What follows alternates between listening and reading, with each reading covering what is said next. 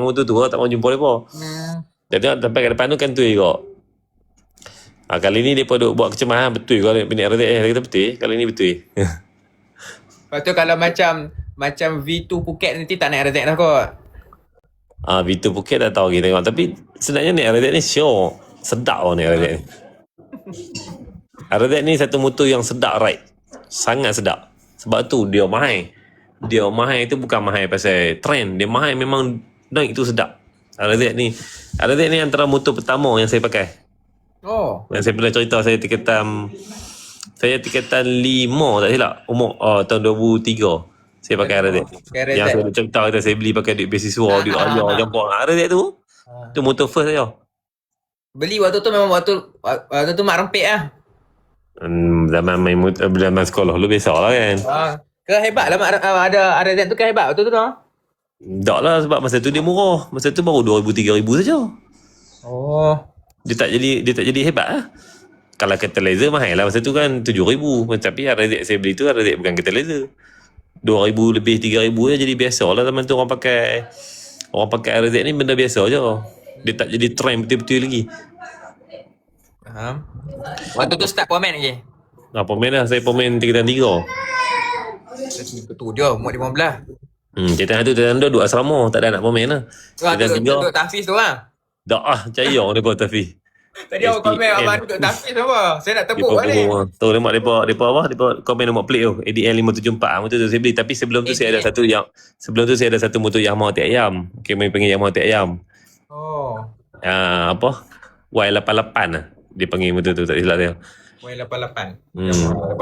Betul. Motor lepas tu saya beli RZ tu. Oh, kira duk main tuti dah dulu. Saya memang pemain tuti asal. Oh. Sejak Y15 keluar ni baru main 4 stroke. Sebelum tu saya main 2 stroke. Betul. Hampa tengok hampa. Adik ESR yang naik Lamborghini sekarang. Dulu tingkatan 3, tingkatan 5 dah naik kat ni. Tahu motor tu pun bukan beli. Motor tu belilah, tapi beli motor barai yang ada orang jual kat saya body sahaja RM15.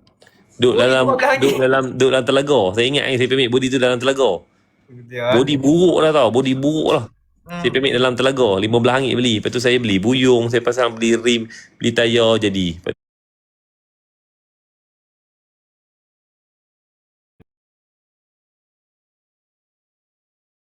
Arwah abang saya tinggal. Ada satu enjin seketui. Enjin Tek Ayam tu. Kami panggil Yamaha Tek Ayam lah. Pasal pertama jadilah motor sebiji. Habislah kot RM100-200 gitu lah. Saya duduk naik motor tu. Naik sampai tingkatan 4. Tingkatan 5 tak silap saya. Saya beli RZ tu lah. Tak, tingkatan 5, tingkatan 4 saya beli RZ. Saya tak ingat lah. Tapi masih sekolah lagi lah. Waktu tu abang Irfan pada ke tu? Irfan ada. Dia satu kelas dengan saya. Oh. Irfan ada satu kelas dengan saya. Saya kawan dengan dia tu start daripada sekolah tu sampai lah. Cuma dulu tak serapat lah sebab dulu dia pergi kerja tempat lain. Macam habis sekolah tu dia pergi kerja di Nazar apa semua tu kan. Tapi kami berhubung lah kan, kontak lah. Tapi tak serapat lah yang hari-hari jumpa ni. Dah dia kerja pun 2 minggu sekali dia balik, seminggu sekali dia balik. Macam tu lah. Hampa malam ni eksklusif hampa. Cerita dulu punya cerita. Malam ni bukan cerita pasal barang ESR. Lagi hampa nak tanya apa? Pak Ancin lagi lama. Pak Ancin saya jumpa dia di asrama. Dia tingkatan 1, saya tingkatan 2. Pak Amcin yang kalau duk pergi buat harita, duk rehaita dia kamai tolong saya kan. Tu antara kalau kawan yang duk ada law yang apa-apa ni kan. Pak Amcin orang yang pertama lah, orang paling lama. Maksudnya kawan-kawan abang adik yang geng sekolah, geng rapat-rapat ni semua pergi ke motor punya ni, automotif punya bidang. Kebanyakannya kalau kata kawan saya. Tapi dah lah kalau kawan sekolah tu tak ada lah kita. Contoh kawan sekolah kita 10 orang. Sampai law ni yang duk berkawan ni tak ada lah sampai 10 orang. Dah jadi hilang habis lah. Ada yang pergi jadi apa dah, kerja bagus-bagus ke apa lah. Kita yang kerja tak mengaji tak pandai ni duk jadi pemain ni. Macam saya dengan Pak Arifan semua ni kan. Di sekolah tu kawan, sampai law kawan lah macam tu lah. Tapi lawak Tek Ayam tu dulu memang lawak lah. Body telaga. Sebab apa? Macam mana body dan telaga? Minta kat orang ke apa? Minta kat orang lah. Body dah buruk dah. Mereka pun mungkin arwah ayah mereka semua orang tak pakai dah. Tek Ayam tu dia boleh jual RM15. Tu panggil motor Tek Ayam? Yamaha Tek Ayam dia panggil. Orang sini panggil Yamaha Tek Ayam. Dia ada Suzuki Tek Ayam, Yamaha Tek Ayam. Itulah motor first yang saya beli. Mak Anik macam mana kenal apa komen? Mak Anik zaman duk keluar-keluar lumba dalam pekan ni. Depa daripada Kok Diang. Tapi masa tu taklah serapat lah ni. Mak Anik Kok Diang tu. Depa tim depa lah sebelah Kok Diang, kami tim Polis. Duk berlumba lah tu lah dalam pekan malam-malam minggu kan. Lepas tu dalam 10 tahun ni lepas duk main kereta drag ni yang kami rapat balik. Pasal dia pemain drag, kami pemain drag macam tu lah. Okay, faham. Jadi Abang Adik selalu contoh dah. Jadi dia duduk main dekat bengkel tu, naik BMW, saya tengok video tu. Calik lepas masa 2013 2014 dah. Calik 2013 macam tu kot. Yang lama tu Pak Am lah. Pak Am orang paling lama. Pak Am? Pak Am tu kira saya pemain di rumah dia. Kalau ada gambar-gambar lama saya duduk pemain motor tu di rumah dia.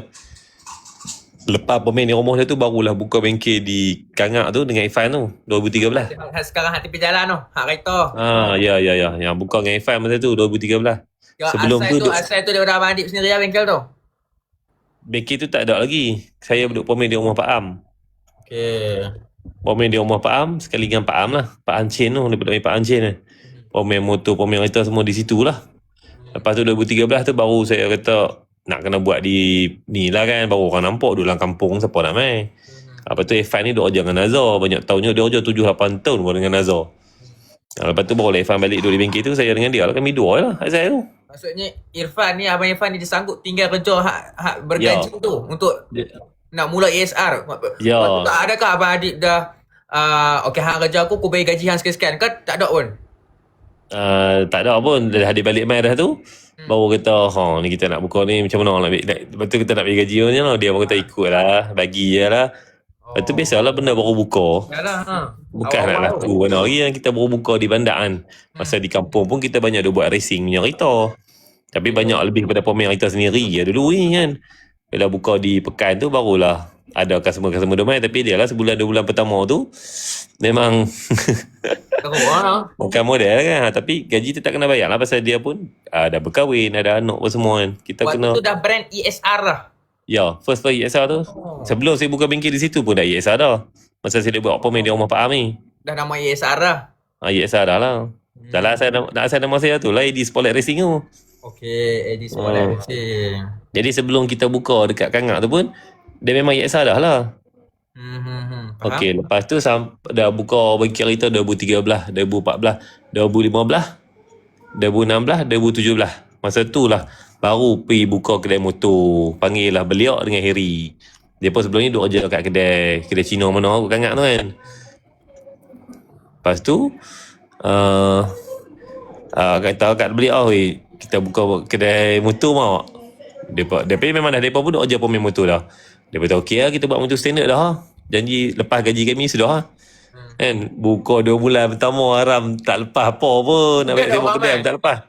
Dialah kita tak pernah buka kedai motor. Tiba-tiba pergi buka kedai motor. Ada lah orang main, tapi main biasa-biasa tu kat tiada dalam apa semua kan. Kedai hak sekarang ni lah. Kedai sekarang tu kat Bangunan Mara tu kan. Susah tak susah dulu ni. Saya kena pergi buat loan tau. Loan tekun. Boleh check rekod siapa yang kerja tekun, boleh check rekod tahun 2017 saya dah buat loan tekun 30,000. Kalau orang duk kata, dia apa tak apa asal family gaya ni nak abang gambar.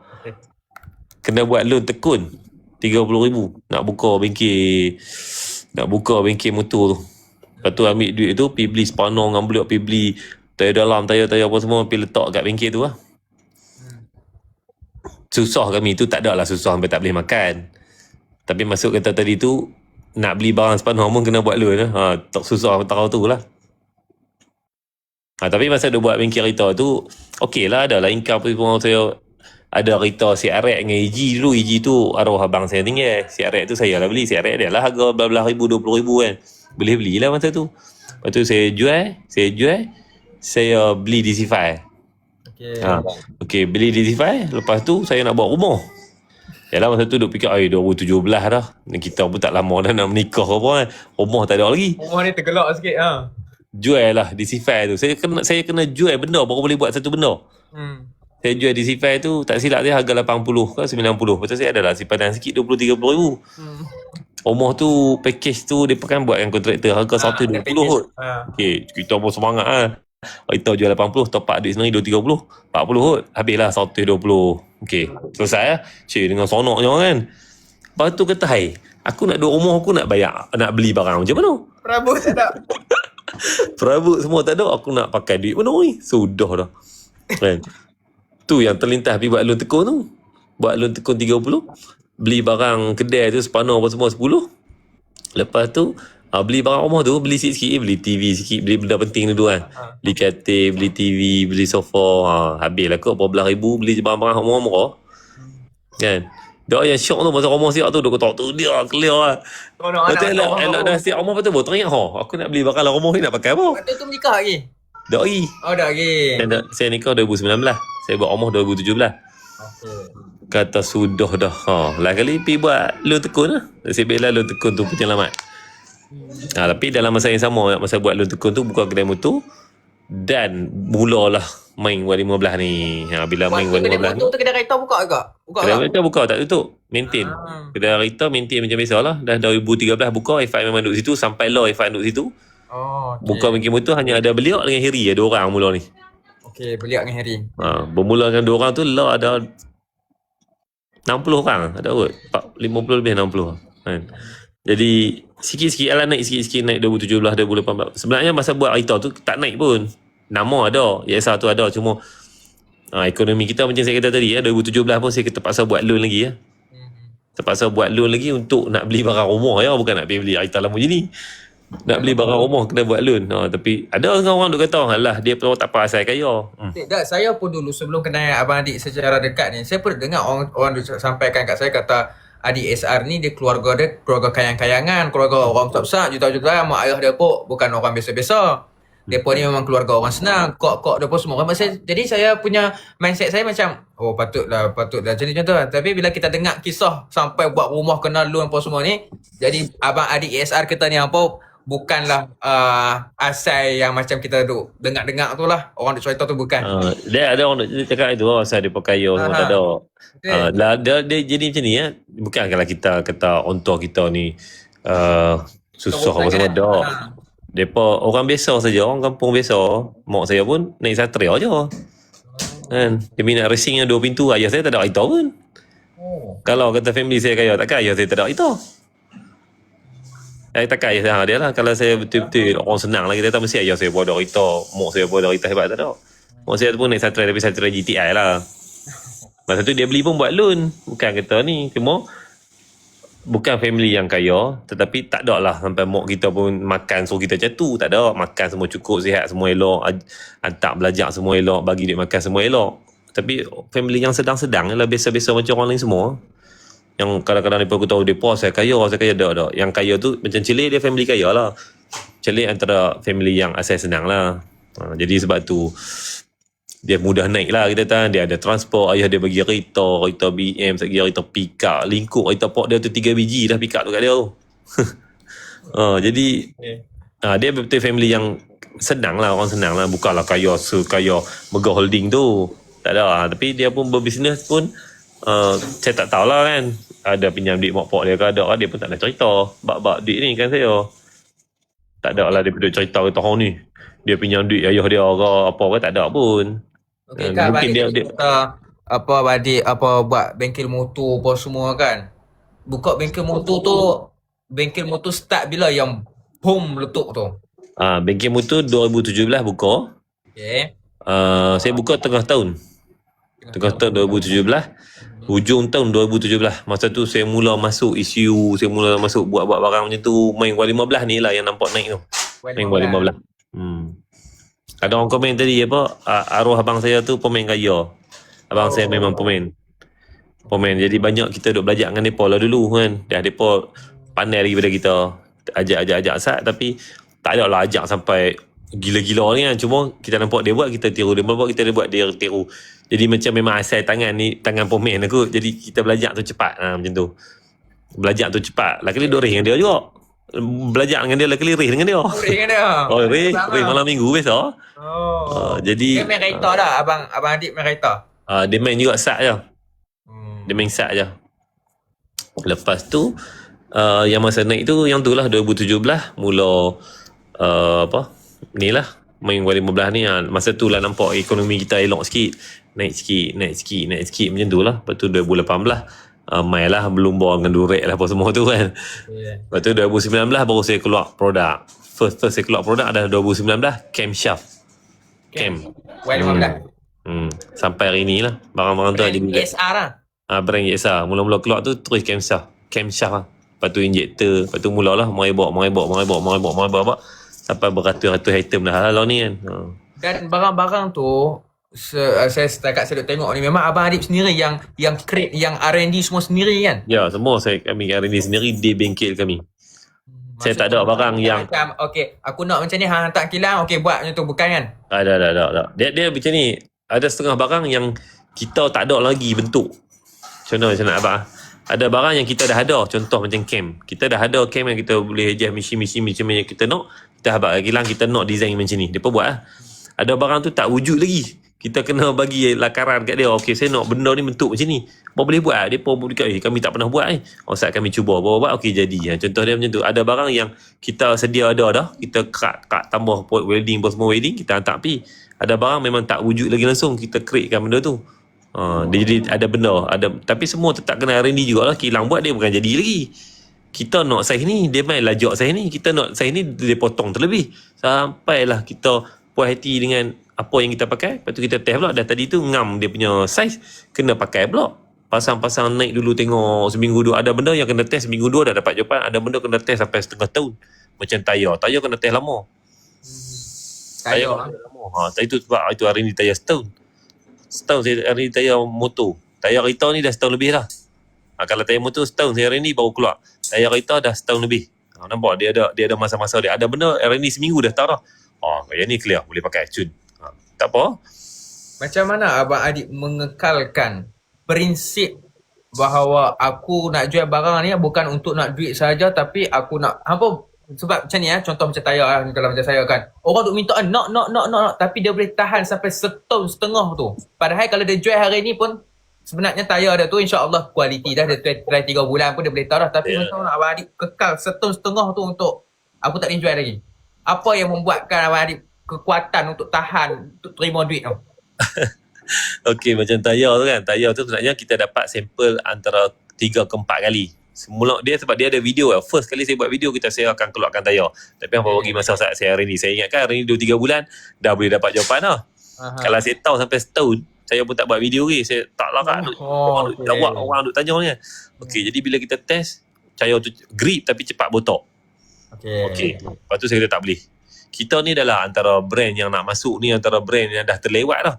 Kat pasaran tu dah ada 10-20 brand dah. Takkan kita nak sama masalah dengan mereka. Takkan kita nak mahal macam mereka. Takkan kita nak lincin macam mereka. Okey, kita nak kena fight apa yang ada kat market ni. Lepas tu main lagi sampel kedua. Dah dekat-dekat okey dah. Main sampel ketiga, jadi jahanam pula dah. Padahal yang kedua tu patut yang ketiga makin elok. Dah jadi tak tahulah kilang tepi buat benda apa pula dah. Jadi lagi mengarut. Main yang keempat kot tak silap saya, barulah okey. Lepas tu pakai 3 bulan 4 bulan, capai dah mileage yang kita nak, lebih 10,000. Tayar masih grip, masih tak ada masalah. Barulah kita buat kilang. Okay, now sekarang production. Barulah boleh jual. Pertama kali sampai tu 2 kontainer. Tayar. Tak ada sehari habis. Saya terkejut lah. Saya kata, weh, menentang apa tayar ni? Tak pernah jual barang tu. 2 kontainer sehari. 2 kontainer tu banyak mana tayar? 1 kontainer 4,000 biji. Dia 8,000. 8,000. Banyak tapi kita pula ni antara brand yang dah, macam saya kata tadi, brand yang ke-20 dah. Yalah. Orang ni brand besar-besar dah kan tayar ni. Tapi apa yang kita janjikan, harga kita antara harga yang termurah dengan level dia. Jangan kata, cuy, hang murah apa, ada brand murah lagi. Itu bukan level kita. Yang bawah pada harga kita tu bukan level kita. Maksud level tu kualiti dia lah. Macam memang main benda kan. Ada benda harga RM5. Ada benda harga RM1. Lepas tu apa nak compare kita? Kau tu jual RM1 je. Jangan compare. Level dia tak sama. Sama juga tayar. Tayar kita level-level yang ramai orang dah tahu dah kita punya level mana. Tapi harga kita masih kekal 2 tahun lebih dah tak naik harga. Walaupun kilang duk naik harga kat kita. Walaupun ekonomi tengah duk ni, Abang Adib shipping duk naik. Shipping naik harga. Cukai naik harga. Getah naik harga. Tak tahu nak habaq lah macam-macam naik lah. Kita duk kerah lagi, tak mau naik lagi. Sebab macam tadi lah, memang kita sebab apa boleh tahan untuk tak ambil duit tu. Dia bukan prinsip tu satu bab lah. Cuma kita rasa macam kita tak mau nak susahkan orang tau. Tak mau macam, satgi bila kita naik harga satu, kita akan menyusahkan kita punya pemain seluruh Malaysia, kita akan menyusahkan dealer-dealer kita. Cuma saya tak kata lah kata sampai bila-bila saya tak naik, tak boleh juga. Mungkin satu masa kita pun akan naik. Cuma selagi mana saya jual tu, tak rugi saya, untung RM1-2 pun, jadi macam lantak hang lah. Tapi kalau ikut law business, tak betul lah apa saya buat tu. Bukan law undang-undang ni. Law dalam orang kata orang belajar bisnes dia akan kata hang buat macam ni hang akan jahanam lah bisnes hang. Depa akan kata macam tu lah. Mungkin betul jugalah, kita pun tak kata depa kata salah. Cuma saya ada satu kelebihan, kita ada banyak barang. Itu saja. Kalau orang lain dia jual, contoh kita ambil contoh Bemak jual perfume kan. Harga dah naik ni. Sampai nak lintas model Bemak duk buat kerah. Aku nak tunjuk steady. Aku tak mau naik harga. Kan?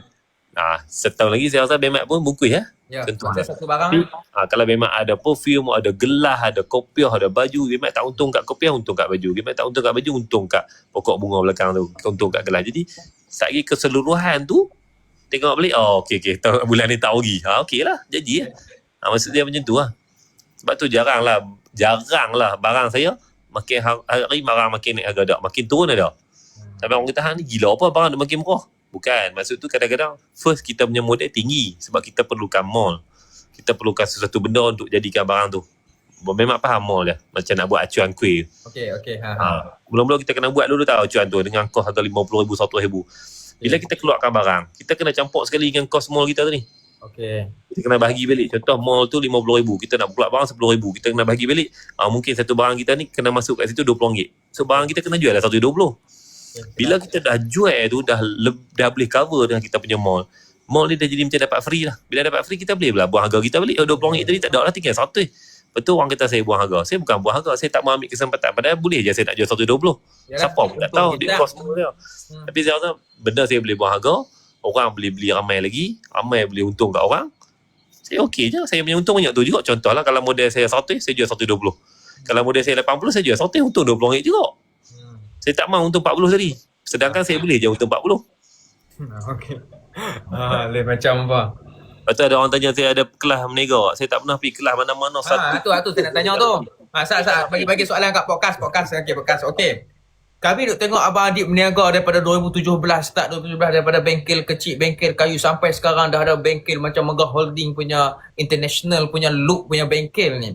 Adakah Abang Adib ni ada sifu business ataupun Abang Adib ni mengaji dekat London punya college apa Oxford ke apa ke bagai perniagaan ni apa semua tu? Adakah Abang Adib ada benda tu semua? Okey, kalau untuk bisnes tak ada belajar apa langsung lah. Sebenarnya pemain pun tak ada belajar. Cuma yang dia kata duk belajar kat abang dulu tu, belajar pasang blok 125 apa semua tu boleh lah. Macam cerita semua dia jadi macam, kalau cerita bab pemain ni, banyak kan belajar sendiri dengan pengalaman. Tu yang saya kata tadi, rasa macam dilahirkan memang kena jadi pemain lah. Tak boleh jadi ustaz, tak boleh jadi doktor, tak boleh jadi peguam. Macam kita belajar satu benda tu macam cepat dapat. Kalau untuk bahagian pemain-pemain ni lah.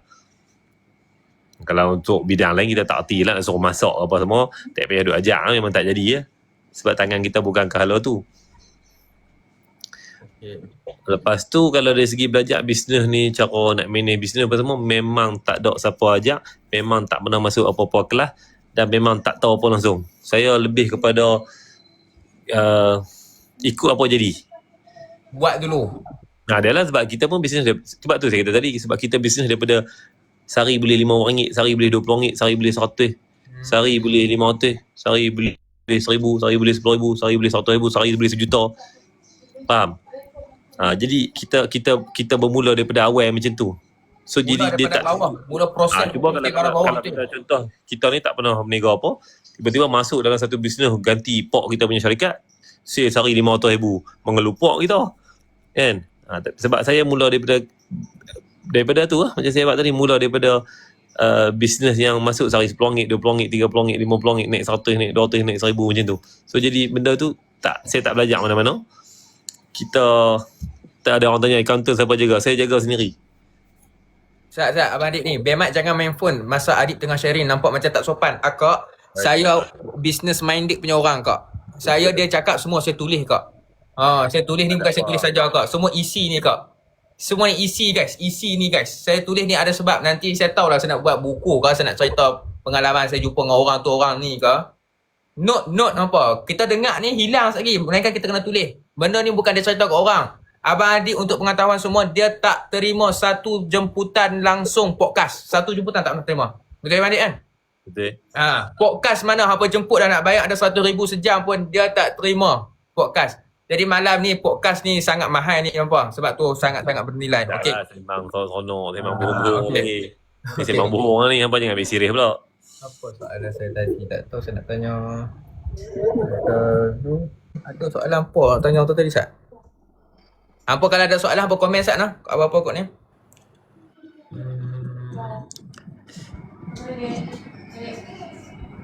Tentang rate Leo tu Abang Adik. Apa beza rate Leo dengan ESR? Okey, Red Leo ni asal dia main pada Vietnam. Asal Red Leo ni. Ada satu owner tu, dia offer saya untuk jual barang dia. Okey. Dia offer saya jual barang dia. Lepas tu saya pun okey lah, saya answer dia hantar main. Masa mula-mula sekali tu dia hantar ECU kat saya. Sampai hari ni lah saya duk jual ECU Red Leo tu. Itulah asal Red Leo tu daripada Vietnam tu. Okey. Red Leo tu asal daripada Vietnam. Asal daripada Vietnam. Okey. ESR tu daripada saya sendiri. Masuk ESR tu lah dia bawa masuk Spotlight Racing. Nama ESR saya guys, Eddie Spotlight Racing. Eddie tu Abang Adik saya lah. Eddie tu saya. Spotlight tu nama arwah abang saya. Nama arwah abang. Dia panggil dia Spotlight. Saya mata dia besar beliau.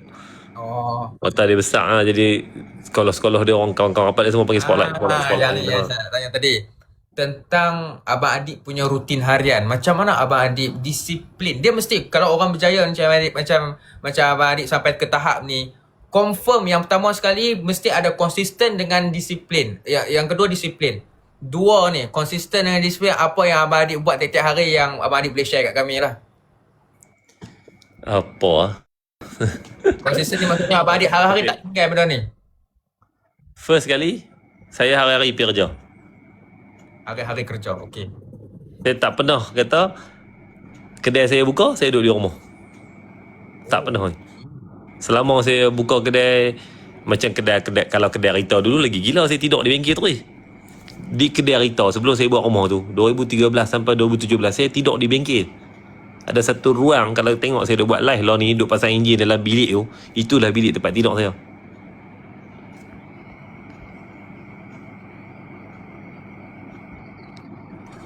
Faham? Jadi memang hari-hari kat bengkel lah. Itu tak payah cerita lah sebab saya tidur situ. Okey. Sejak saya buka bengkel motor 2017 sampai hari ni, kalau kedai saya buka, saya akan pergi kedai. Saya demam ke, saya tak demam ke, saya mesti ada di kedai. Kecuali saya ada PKL, ada urusan Deno Rita, ataupun saya pergi ke Thailand ada Rita, yang tu saya tak ada di kedai. Tapi kalau saya buka kedai, saya mesti pergi kedai. Kalau staff saya masuk pukul 9, saya pun masuk pukul 9. Tapi bohong lah kalau saya kata saya tak pernah pergi lewat. Ada juga kadang-kadang kita termiss ke apa ke malam tu, tidur subuh ke pergi ride mana-mana ke, esok tu pukul 10, 11 baru pergi macam tu lah. Tapi saya tetap akan pergi. Tapi kalau normal punya harian ni, saya akan pergi pukul 9 macam mereka masuk pukul 9, saya masuk pukul 9. Mereka balik pukul 6, saya balik pukul 8. Maksudnya Abang Adik tak meletakkan aku bos, aku duduk rumah, tak? Tak. Setakat hari ni tak. Setakat hari ni tak lagi lah. Setakat hari ni, faham? Tak takut sikit hari lagi rasa macam malahan nak pergi kedai duduk rumah, tak tahulah. Tapi 2017 buka kedai, law ni 2026, 9 tahun, saya konsisten hari-hari pergi kedai. Mereka masuk pukul 9, saya masuk pukul 9. Mereka balik pukul 6, saya balik lewat lagi pukul 8, pukul 9, pukul 10. Okay, hampa nampak apa? Tu tentang konsisten hampa. Saya balik lewat tu pun bukan saya seorang. Contoh, saya, beliau, Harry, Evan, adalah seorang dua kami sembang petang tu tutup kedai semua dah balik, kami sembang apa masalah kedai, apa lagi kita nak buat barang, apa lagi yang test tak jadi, nak kena test lagi, ada lagi nak pergi deno motor. Masa tu baru saya ada masa free lepas pukul 6 tu sebab customer dah tak ada, budak kerja pun ramai dah yang dah balik. Kita ada masa tu lah nak deno, nak apa masa tu lah. Sebab tu saya akan balik selalu lah, saya tak pernah balik cerah lagi rumah, mesti gelap baru balik. Itu yang saya duk buat lah selalu. Bekerja tanpa orang kata apa, tanpa pilih untuk cuti lah kata abang adik ni. Dia konsisten setiap hari. Dia kalau kata dan dia ikut staff dia. Dia tak merasa diri, dia tak letak diri dia aku bos, aku boleh rehat. Sama, kami kat tempat kerja tu sama semua. Sebab kami pula umur-umur kan lebih kurang lah semua. Jadi buat kerja macam biasa, dia pun buat kerja, dia pun saya buat kerja saya. Lepas tu kan abang adik kan, saya perasan abang adik punya tentang Samoa tadi lah, tentang Samoa tadi sampai baju pun hampa tengok dia punya baju sama dengan staff dia. Baju warna kelabu tu lah hampa tengok bila apa kalau buat video. Kalau video baru ni saya tengok dia macam pelik sikit. Dia buat dalam warehouse dia pakai baju warna hitam. Mungkin dia nak pergi mana-mana kot. Tu saya bawa balik daripada Penang. Dia ada pergi mana-mana tu. Saya ada urusan di Penang, saya balik barang dah hari dia. Terus tengok video terus. Tak ada balik tukar baju lah. Kan abang adik, saya duk tengok abang adik ni kan. Sekarang dah abang adik dah level lain dah. Macam mana abang adik menahan, tak tahulah, setakat saya nampak lah, menahan nafsu daripada beli pakaian-pakaian mewah. Kalau orang lain lah, contoh macam saya kan, duk biasa tak ada duit, tiba-tiba jadi sale sebulan 1 juta, sebulan 500-600 ribu, mesti keluar pakai brand-brand semua dah. Tapi saya tengok abang adik punya pemakaian, abang adik kekalkan kadang-kadang seluar jenama El Gini, kadang-kadang baju El Gini, kadang baju TikTok shop je. Macam mana abang adik letak aku jadi macam ni pun tak ada, aku macam hamba macam ni dah. Adakah tu konten abang adik ataupun itulah adik ESR? Maksudnya kalau kata baju mahal lah, kalau kata sebenarnya saya sayang duit. Saya sayang duit kalau ke arah tu. Kalau dia lah, bukanlah kata kita ni sedekah, tak, bukan kita nak cerita pasal tu lah. Maksud saya, bila beli baju mahal saya rasa macam harai baju ni RM600 tu. Nak pakai sekali 2 jadi gitu. Jadi kita suka beli baju yang biasa-biasa, harga 100, harga 200. Kita ada baju yang 500 ke 600 ringgit, ada lah dekat tu lah. Tapi kalau kata atas 1000 saya tak nak beli lagi lah. Saya rasa sayang lah duit. Walaupun sale kita tu ada, tapi kita rasa macam nak beli buat apa baju RM2,000? Gila apa, kadang ada terlintas baju haram, baju ni RM2,000 tu. Nak beli pakai berapa kali? Takkan nak pakai seminggu 4 kali? Orang dah tengok idea ni, duk pakai baju tu. Lah ni pakai baju ESR tu hari-hari boleh pakai. Orang pun tak kata. Orang pun tak kata dia ni duk je pakai baju ESR, orang tak kata sebab dah memang baju team kan. Tapi kita ada lah baju lain macam saya kata tadi. Kalau atas pada 1000 saya tak pernah beli lah. Saya tak pernah beli lagi. Selalu 100, 200 kot tu je lah. Dah hari-hari pula saya dah kata tadi masuk kerja direct. Isnin sampai Sabtu duduk kat tempat kerja. Ahad je saya keluar pergi beli pakai baju yang lain sikit lah, yang harga RM50, yang harga 100, 200 hari Ahad sahaja. Hari Isnin dengan Sabtu memang saya mampu dekat kedai tu. Apa kalau bab kereta tu saya tak pelik. Kalau dia nak beli kereta besar-besar tu memang semua ada. Kalau macam kereta tu memang sepak lah. Bukanlah saya suka beli lah, macam sebab kita pun memang asal memang ke arah betul sport racing ni. Bidang jadi dia. Kita minat lah. Maksud saya betul beli kereta pun rugi duit sebenarnya. Kalau orang kata alias sembang beli baju, kita rugi duit, beli kereta tak rugi. Betul lah beli kereta tu rugi, tapi hari-hari boleh naik orang tak kata. Dia ni hari-hari naik kereta tu orang takkan kata. Kalau baju orang kata. Kalau seluar orang kata kan. Jadi lepas tu baju pula kita beli mahal-mahal pun kita bukan boleh jual balik. Kalau kereta kita boleh jual. Faham? Walaupun kereta tu beli 1 juta, lepas tu jual tinggal 700,000, rugi 300,000, tapi tak apalah, kita menang dah memakai dia tu. Baju macam saya kata tadi, kalau hang pakai seminggu sekali pun, main dengan sebulan direct hang pakai 4 kali pun orang gelak dah. So beli mahal macam mana pun baju tu, kita boleh pakai sekali sekala saja. Kalau kereta kita naik seminggu 7 hari, orang takkan kata apa punya. Dan kita ada satu kepuasan dia tau, naik kereta ni yang kita teringin lah. Masa tu kereta yang kita teringin, kita boleh beli dan kita boleh pakai. Dia sebab kalau kita tengok daripada awal tadi guys, abang adik dia start dengan sale sehari RM20. So bila dia sale hak yang sehari berjuta ni, dia nak pakai kereta besar-besar tu memang selayaknya lah. Saya boleh rasa benda tu. Maksudnya waktu kita RM20 kita tengok orang kereta besar-besar, bila lah aku beli kereta macam ni. Bila kita dah duit, tu memang ni lah. Contoh sebab baju ni dia link apa. Sebab tu saya tanya soalan tu. Sebab tak semua orang mampu menahan nafsu untuk tak membeli barang-barang tu, bag ke apa ke, baju ke, t-shirt ke apa semua. Sebab yalah bila kita ada duit ni kita rasa semua kita boleh beli, tapi tak mudah untuk menahan untuk beli. Ya abang adik kita alhamdulillah dahsyat, masya-Allah kan. Okey, seterusnya pula tentang dia ada lupa dah. Tentang okey.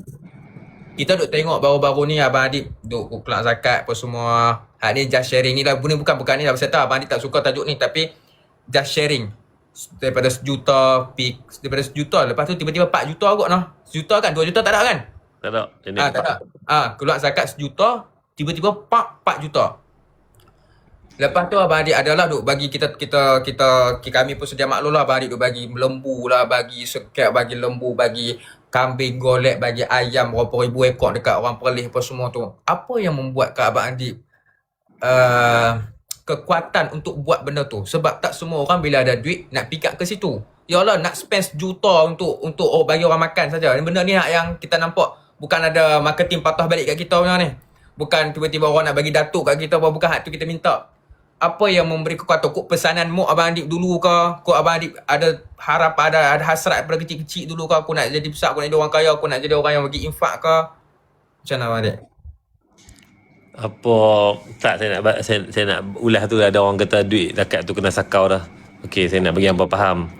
Cerita yang pasal zakat kena sakau tu, dia tak ada kena mengena langsung yang duit yang kita duk bayar tu. Tak ada. Cerita sakau yang kata itu isu tu pun, jadi macam benda tu tak jelas tau. Benda tu tak jelas daripada mana duit tu, duit siapa yang kena sakau, tak jelas. Jadi kita jangan tuduh Maik macam tu, tuduh mufti macam ni. Tak payah. Satgi kita mati nanti duk berjawab fitnah tu, naya saja. Sebab kita tak tahu benda ni betul tak mana, tak betul tak mana. Cuma bila saya duk siasat-siasat, saya ada dengar sikit-sikit tu. Apa yang saya dengar lah, saya share lah. Cerita dia kawan yang kena tu, mereka punya komisen untuk tarik orang yang bayar zakat di Perlis ni tinggi. Contoh, saya bagi contoh. Saya recommend kat Bemak hang kena bayar zakat kat Perlis ni. Kalau hang bayar 1 juta, mereka ada bagi pulangan balik kat hang. Contohlah 200,000. Jadi Bemak pun sonok lah nak bayar sini sebab dapat pulangan balik 200,000. Faham? Jadi yang cerita zakat collection daripada Perlis ni, contoh dia sebelum ni collection ni pun contoh setahun 10 juta. Tapi disebabkan saya pergi duk promote VIP yang seluruh Malaysia ni mai bayar kat Perlis dan dapat pulangan tu, sale yang Perlis tadi yang asal duk hari selalunya ni 10 juta tu dah melompat pergi jadi 50 ke 100 juta orang bayar zakat. So sebenarnya sekarang tu ada kelebihan untuk zakat Perlis. Itu apa yang saya dengar lah. Orang yang komisen tadi tu tak kena bayar sebab dah memang dia diupah macam tu. Cuma dia bila dah dia ni buat kerja tu lama dah dan dia pergi cari orang ni tak tahu berapa banyak mana yang bayar zakat tu. Sebab tu yang dengar kata dia sampai 200 juta kata apa semua tu. Tapi yang tu pun kita tak tahu lagi nombor tu betul tak yang disebut tu. Sebab sampai hari ni tengok tak ada apa lagi. Senyap kes tu. Mungkin dia tak salah pun, mungkin dia salah. Tapi benda tu bukan bidang kita. Kita tak payah duk pi highlightkan benda tu. Sebab kita pasal-pasal je kita duk kena jawab pula mati nanti kes fitnah kawan tu. Jadi kalau andai kata Maik ada salah, kawan tu ada salah, hampa settle lah secara mahkamah, hampa lawan lah. Kita buat kerja kita dah bayar duit tu, kita dah lepas dah kita punya tanggungjawab kita. Ibarat macam kita jumpa orang susah, dia minta sedekah, kita bagi dia. Buang belakang kita tu, kita tak nampak dia pergi beli okok, dia pergi beli main judi, itu bukan masalah kita lah. Kita dah selesai dah tadi. Kecuali kita tahu kata dia duk main judi, kita duk pergi bagi. Kesian dekat dia main judi, bagi suruh dia pergi main judi lagi. Yang tu tak boleh lah. Tapi kalau dah kita nampak dia susah, kita niat ikhlas nak tolong dia, kita bagi je duit ke dia. Buang belakang kita tu, dia nak buat apa tanpa pengetahuan kita, itu kita tak ada masalah apa dah. Kita dah lepas dah urusan kita tadi. Sebab niat kita nak sedekah, nampak dia susah, kita bagi je. Tapi kalau kita dah nampak lah, kata dia ni kencing nak ambil duit aku, pergi beli apa, main judi apa semua, betul esok kita tak payahlah bagi dah. Okey je, yang kita bagi tadi tu selesai dah pasal kita tak tahu. Bila esok tu kita dah tahu, lusa kita tahu, kita bagi lagi, tak apa, aku nak bagi sedekah dia, aku dapat pahala, dia main judi tu urusan dia, tak boleh lah. Bila kemenang kita tak tahu, kita dah selesai dah.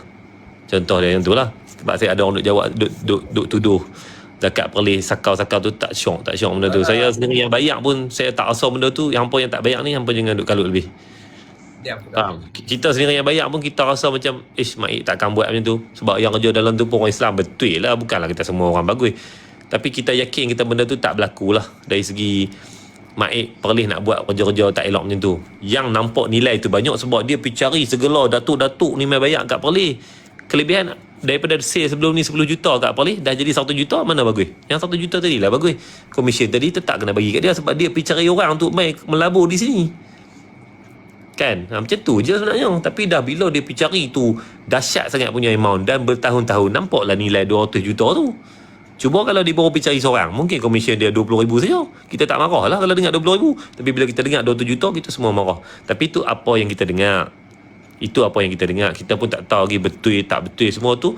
Biarlah mereka yang tanggung. Senang. Okey. Dah ceritalah bab-bab sakau apa semua tu, kita tutup buku. Bab yang tiap-tiap tahun bayar ni sebenarnya dah memang kita layak untuk bayar. Dan saya rasa ya, dia sebenarnya bukan tak sayang duit. Saya bermula dengan 100,000 zakat. Lepas tu naik 200. Lepas tu dia terus lompat pergi 1 juta. Dia lompat pergi 4 juta. Jadi apa yang saya belajar kat situ, kena percaya, kena yakin paling kuat kali. Hang bagi 1, Tuhan bagi si bagi 10. Tu kunci dia apa? Selesai dah. Yang tu cukup power ya. Power dah. Tak bohong. Saya pernah, jarang lah sale kita kalau nak naik sampai sehari 1 juta apa semua. Saya pernah hari ni bayar zakat 1 juta, esok sale saya 1 juta. Saya tak lawak lah. Bagi terus, Terkejut tau. Kita rasa macam, betul-betul dia nak balas kan ni. Jadi macam tu. Jadi macam, hari ni kita bayar zakat 1 juta tu, esok sale saya 1 juta sehari. Saya tak bohong lah. Saya cerita kat beliau kat Ifan, saya tak ingat. Weh, apa tahu tak? Saya abang kan, apa tahu tak? Kemarin bayar zakat tu. Hari ni dia bagi tu. Pedia ni tau. Jadi macam, macam mana nak abang? Dahsyat lah, memang dahsyat lah. Terkejut lah benda tu. Jadi masa tu yang kita duk yakin tu biasalah. Kita kan ada wah-wah juga. Betul ke? Sedekah bagi 1 dapat 10 contoh lah. Bila dia bayar cash esok tu, rasa macam, jangan ragu-ragu lah. Jangan ragu langsung. Kalau dah dia janji bagi orang makan macam ni, bukit ni dia bagi balik kita, dia janji bagi 1, dia bagi balik 10, kita kena percaya rapat yang tu. Walaupun dia tak bagi dari segi duit, mungkin dia bagi dari segi kesihatan, mungkin dia bagi segi anak-anak pandai, mungkin dia bagi dari segi bini kita yang baik. Jadi tak semestinya aku bagi 1 juta, kok mana pun Tuhan kata dah dia nak bagi balik 10 juta. Tak, bukan semestinya duit. Sebenarnya yang nikmat paling besar dalam hidup kita ni bukan duit. Bagi saya nikmat paling besar dalam hidup kita ni kesihatan. Kalau hampa tak ada masalah apa, sihat elok tu lah sebenarnya benda yang paling bernilai kali. Bukan duit. Ada duit pun mati tu owner iPhone tu. Owner iPhone ni tak kaya, mati. Kalau kita kata duit adalah segala-galanya, dok. Cuma dia bila dah Tuhan bagi kita duit lebih tu, macam memang kata tadi, ujian dia tu. Ujian dia tu kita nak ke mana ni? Nak pergi belah mana? Nak pi ke tak boleh pi? Nak sayang duit ke tak sayang duit?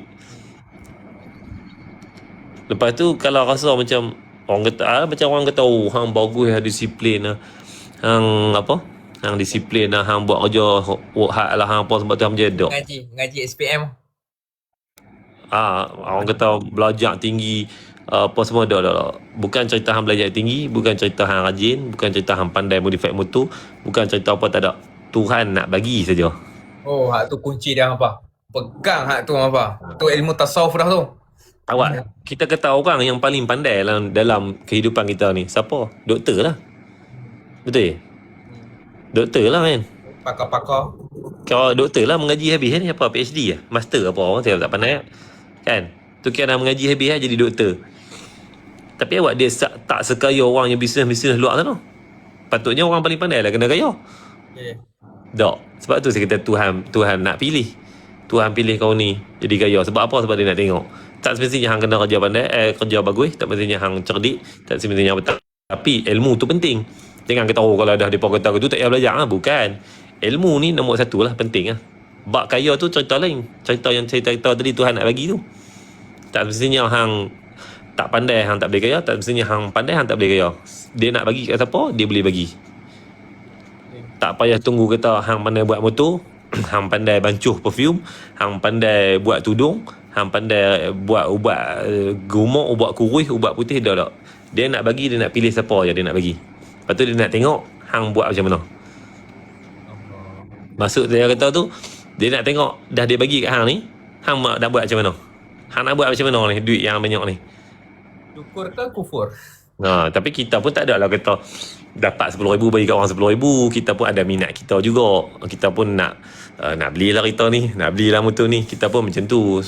Sepatutnya kita nak pergi kepada macam Taman Nabi tu, kita pun tak mampu lah kan. Mereka dapat 10, mereka bagi 10. Kita tak mampu lagi sampai tahap tu. Setakat terala ni tu pun tak apa dah. Kita dah kena bagi macam ni. Tapi bagi saya kunci dia tadi yang tu lah, kena percaya, bagi saya